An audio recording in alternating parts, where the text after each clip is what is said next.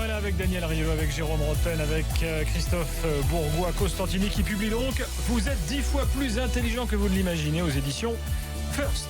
Alors oui, donc le footeux sur le terrain, quand le ballon arrive, une capacité d'analyse, une réactivité que le commun des mortels n'a pas. Est-ce qu'ils ont une intelligence différente, les footballeurs, Christophe ? Alors, ce qu'explique ce livre, c'est que c'est pas moi qui l'ai inventé, ce sont des chercheurs comme Damasio, Goldman. D'ailleurs, Damasio, c'est le livre de chevet de Mourinho et de Guardiola.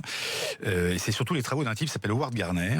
À force avec des livres que nos coachs en France ne lisent pas, parce qu'ils ne sont pas éduqués à cette lecture-là, ce qui est un vrai problème. Exactement. Un vrai problème. Non. C'est-à-dire qu'on vient au monde, l'imagerie médicale l'a prouvé, avec 10 intelligences logées dans le cerveau. C'est-à-dire quand on fait une action, en fait, il n'y a jamais qu'une seule intelligence. Donc, grosso modo, on se dit, il y a d'un côté les mecs un peu intelligents dans les entreprises, de l'autre côté, il y a les footeux, il y a les sportifs. C'est pas vrai, un sportif est hyper intelligent, il est multi-intelligent. Sauf il n'en prend pas conscience. Par exemple, j'ai échangé donc dans ce livre avec 50 champions olympiques, champions du monde, etc. Et ils vont chercher des ressources comme le son, le rythme et la musique, comme l'intelligence naturaliste pour certains d'entre eux, c'est-à-dire ceux qui s'intéressent à la nature, comme l'intelligence spatiale, comment se situer sur un terrain. Mais il y a des gens qui, dès le départ, comme nous tous, on l'a dans notre cerveau, sauf qu'on ne pense pas la développer. Et il y en a certains qui la développent inconsciemment. Donc il y a des joueurs qui naturellement savent se poser. Mais c'est valable aussi pour les femmes. Quand j'interviewe Marinette Pichon, qui est un juste génial, quand sa vie bascule à l'âge de 18 ans, elle a plusieurs intelligences qui se mettent en place et elle devient la championne incontestée qu'elle est maintenant au milieu de terrain. Donc le joueur a ses intelligences, sauf qu'on ne le lui apprend pas. Et il ne va pas la chercher. Ça veut dire quoi ? C'est-à-dire par exemple que ça soit dans le tennis ou dans le foot ou ailleurs, quand vous avez...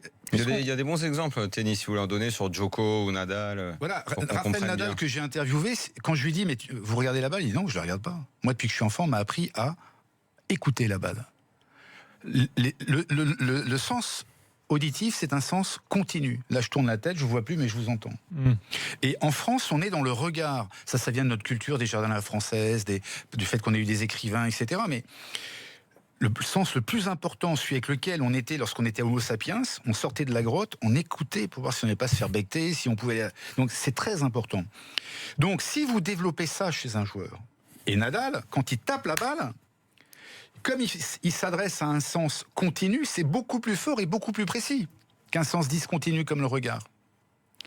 Vous comprenez, Djokovic, par exemple, c'est quelqu'un qui dîne dans le noir. Il fait quoi ? Il dîne dans le noir. Pas tous les jours, genre il doit faire des exercices. De temps en temps, il fait ce genre d'exercice. Il développe tout un tas d'intelligences différentes. Vous avez des champions, très souvent, qui développent des intelligences... dîner dans le noir, moi. Je veux voir. Qui développent des... Tout seul. Moi, j'attends contre Jérôme la semaine prochaine. T'as jamais dîné dans le noir ? Bah non. Donc, il y a un restaurant à Paris, vas-y. On va jouer... c'est un restaurant libertin où tu vas, là. Dans le noir. Non. Au Chandelle. Dans le noir. Non, c'est à côté. En fait, tu commences dans le noir et après tu finis aux chandelles. Par exemple, Messi, Tu connais bien les chandelles. Messi, on pourrait prendre un autre, mais quelle est l'intelligence que Messi a de surdévelopper la veste aux chandelles. Ouais, j'ai un succès fou.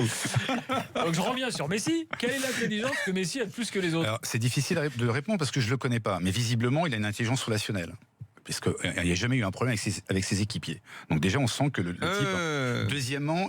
Quand c'est lui le patron, quoi. Oui, mais deuxièmement, il vient au monde avec une déformation, il n'est pas très grand, donc je pense que ça développe chez lui une intelligence existentielle. C'est-à-dire qu'il est obligé de se poser des questions sur lui.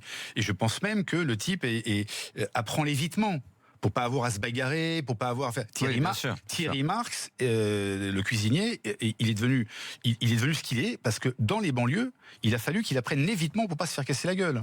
Donc il a développé une intelligence spatiale pour se cacher par rapport à ça. Donc Messi, c'est certainement ça aussi. C'est dès l'enfance, il a égolibé à l'école ou je sais pas quoi, donc il essaye de cultiver ça. Après, sur sa vie privée, je sais pas ce qu'il fait avec la musique, par exemple, mais certainement que c'est un type qui doit danser très bien, qui doit être complètement ancré dans son corps, donc une intelligence corporelle redoutable, qui doit avoir une intelligence sonore incroyable pour entendre la balle, pour savoir que quand il la frappe, elle est dedans, ou même... vous voyez, donc il a au moins, tous les champions que j'ai interviewés, ils avaient développé sans le savoir un minimum de 6 intelligences. C'était quoi ce film Donc évidemment, sur le hashtag RMC Live, on me dit Eri Berry alors. Ce film avec le baseball où il recrute... comment c'est ? Je connais par cœur.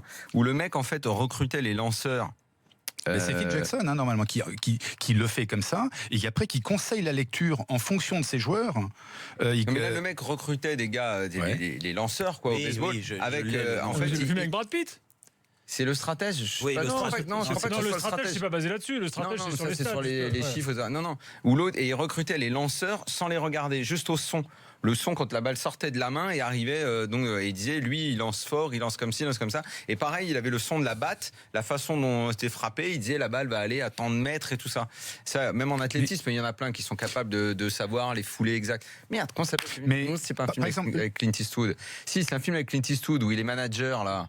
Enfin, bref, ok. Puisqu'on parle de foot, j'ai interviewé des gens qui ne sont pas dans le livre, à qui j'ai posé des questions et les réponses m'ont totalement étonné.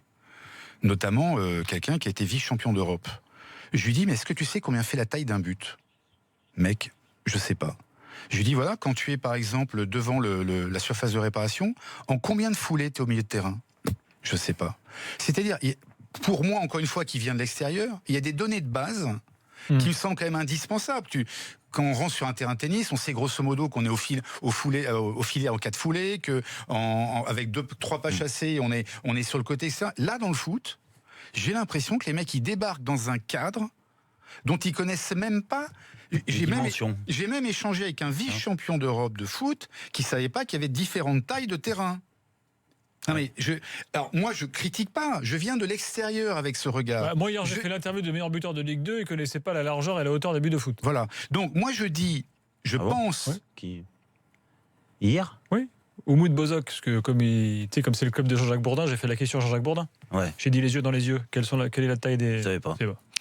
Donc peut-être. Ça n'empêche pas de marquer, cela dit. Ouais. Je pense que l'intelligence ce qu'on appelle là l'intelligence logico-mathématique, elle peut aider un joueur. Donc il y a l'intelligence d'un terrain, par exemple. Sur quoi c'est fait un terrain ? Il y a des joueurs de foot qui vont passer leur vie, ou de rugby, ou de tennis, sur des terrains. Ils savent même pas comment c'est fabriqué. Ils savent même pas ce que c'est que le drainage. Ils savent même pas ce que. Il y a un moment donné. Il connaît à Strasbourg, il y a un problème de drainage. Quand on sortait de nos grottes, on avait devant nous un territoire de chasse. Le sport et l'entreprise, des milliers d'années après, c'est la même chose.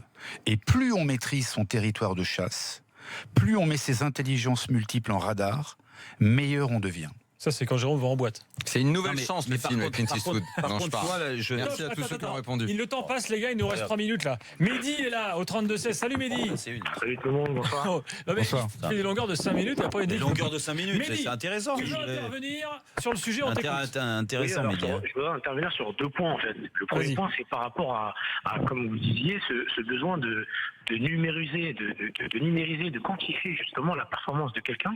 En y amenant des chiffres en fait. C'est tout simplement de la quantification. Et ça, je suis d'accord, c'est bizarre parce que en fait les chiffres on peut en faire ce qu'on veut. Et on peut en faire ce qu'on veut. Et je vais vous donner un exemple. On peut justement en faire ce qu'on veut. On va dire ce qui m'intéresse le plus ces derniers temps, ces derniers mois, c'est on va dire la comparaison qu'il y avait entre Giroud en termes de performance et de Benzema en termes de performance sous le maillot de l'équipe de France. Okay, le problème, c'est que on dit qu'il y a des stats plus intéressantes de la part de Giroud que Benzema, c'est une chose. Sauf que quand on lit justement la réalité de ces chiffres-là, on s'aperçoit que ces chiffres-là sont nés uniquement lors de matchs qui étaient des matchs, on va dire, des matchs amicaux, des matchs vraiment pas importants. Les buts n'étaient pas du tout importants, comme des doublés contre le Paraguay et patati et patata. Et ça, c'est vrai que moi, ça me dérange les chiffres. Je suis d'accord, je préfère la qualité, le footballeur, et ce mec-là apportera. Et deuxièmement, par rapport à ça, je trouve que Daniel, je t'apprécie énormément, j'aime ce que tu dis, mais des fois je suis pas d'accord comme tout le monde. Bon bref, je trouve que tu es malhonnête. Ouais, tu as le droit de te tromper de temps en temps, mon vieux. Oui, bien sûr.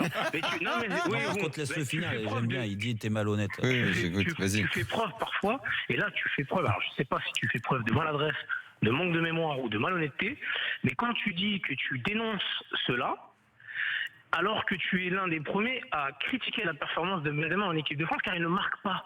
Mais sauf qu'il apporte du jeu. Et je finis, je te laisse tranquille par rapport au monsieur qui présente son sujet qui est super intéressant. Christophe comment ? Constantini, c'est ça ? Bourgois, excusez-moi. Non, c'est pas grave. Bourgois, Constantini, allez-y. Je suis fan de ce que vous dites, ça me perturbe.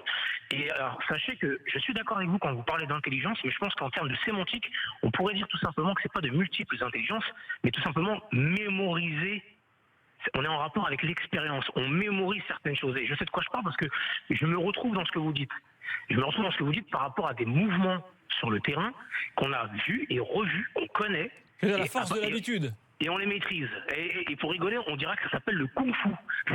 Ça s'appelle le kung-fu. Ça s'appelle engrammer, vous avez raison. Alors, ça fait partie des intelligences multiples, mais c'est cette notion d'engrammer, c'est-à-dire que c'est tellement en nous, comme le coup droit de Nadal qu'il a engrammé depuis qu'il a 5 ans, c'est qu'il réfléchit même plus quand il le fait. Et là, pardonnez-moi, j'aime bien citer cette citation de Bergson qui dit quand chez l'animal, entre l'intention et l'action, rien ne s'interpose.